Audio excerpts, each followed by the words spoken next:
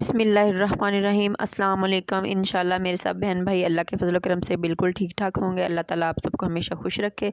आज मैं बना रही हूँ बेसन वाली फ़िश फ्राई, जो बहुत ही ज़्यादा पसंद की जाती है और इस मौसम में, सर्दियों के मौसम में बहुत ज़्यादा खाई जाती है। तो मैंने फ़िश को इस तरह से कटवा लिया है और उसके बाद मैंने इसको वॉश करके इसमें रख दिया था टोकरी में, ताकि इसका पानी निचड़ जाए। तो अब इसको हमने एक बाउल में डाल लेना है और अब इसके ऊपर मैंने 1 कप भरकर इसका सिरके का लगा रही हूँ। तो सिरके से ये होता है कि इसकी जो स्मेल होती है वो भी ख़त्म हो जाती है और इससे जो टेस्ट है वो भी बहुत अच्छा आता है। तो 1 कप भर के मैंने इसको सिरके का लगा लिया। अब इसको अच्छे से हमने मिक्स कर देना है और थोड़ी देर के लिए रख देना है। तो तकरीबन इसको मैंने आधा घंटा इसको रखना है सिरका लगाने के बाद। तो इससे बहुत ही अच्छी सी इसकी टेस्ट में भी इजाफ़ा होता है और इसकी जो स्मेल वगैरह बिल्कुल ख़त्म हो जाती है। तो यहाँ पर इसको आधा घंटा हो चुका है। अब मैंने इसको बाकी का जो मसाला है वो लगा लेना है। ये देख सकते हैं, अब इसको सिरका अच्छे से लग चुका है। तो अब मैंने पेस्ट जो है लहसुन का वो बना लिया था। 3 से 4 चम्मच लहसुन का पेस्ट है, ये मैंने इसको लगाना है। तो यहाँ पर मैंने इमली का जो पल्प है वो भी निकाल लिया, इसकी गुठलियाँ अलग कर ली थी और मैंने इसको थोड़ी देर पहले भगो के रख दिया था, जैसे मैंने आपको पहले वीडियो में दिखाया था। बिल्कुल उसी तरह से कि वो मैंने आपको फुल फ्राई करके दिखाई थी, सालम फ़िश थी और इसको मैंने पीसेस में कर लिया, क्योंकि पीसेस जो हैं वो भी बच्चे जो हैं शौक़ से ज़्यादा खाते हैं। तो यहाँ पर मैंने खुश्क धनिया जो है इसको दरदरा सा पीस लिया था, ये भी इसके अंदर डाल देंगे 3 चम्मच भरकर। 1 चम्मच मैंने ज़ीरा लिया, इसको भी मैंने थोड़ा सा पीस लिया था।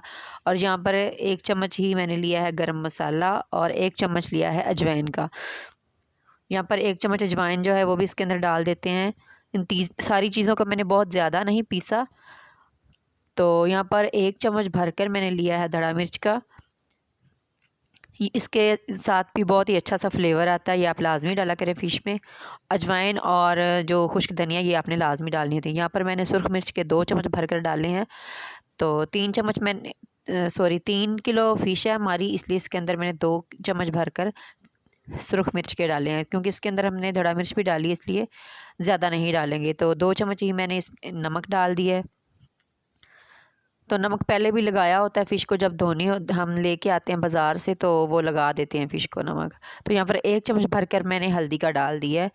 तो हल्दी बहुत ज़्यादा नहीं डालेंगे, कुछ लोग पसंद नहीं करते हल्दी को, लेकिन मैं इसमें डाल रही हूँ। तो अब इन सारी चीज़ों को हमने अच्छे से मिक्स कर लेना है।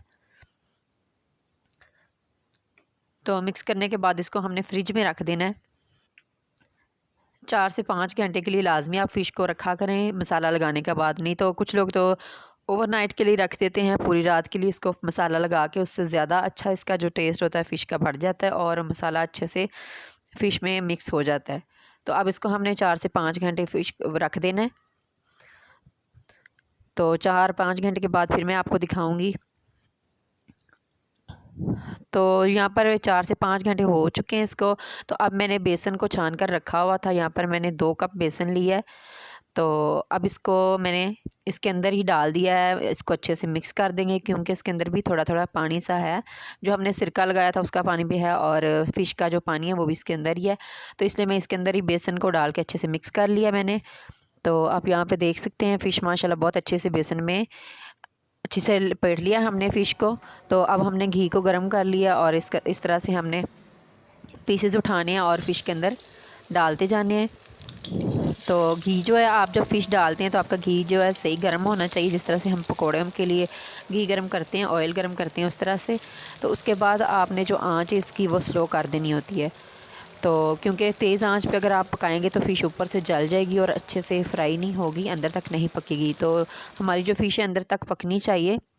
तो यहाँ पर हमारी जो फ़िश है, मैंने 8 मिनट के लिए इसको अच्छे से फ्राई किया है, 4 मिनट एक साइड से और 4 से 5 मिनट मैंने एक साइड से इसको फ्राई किया था।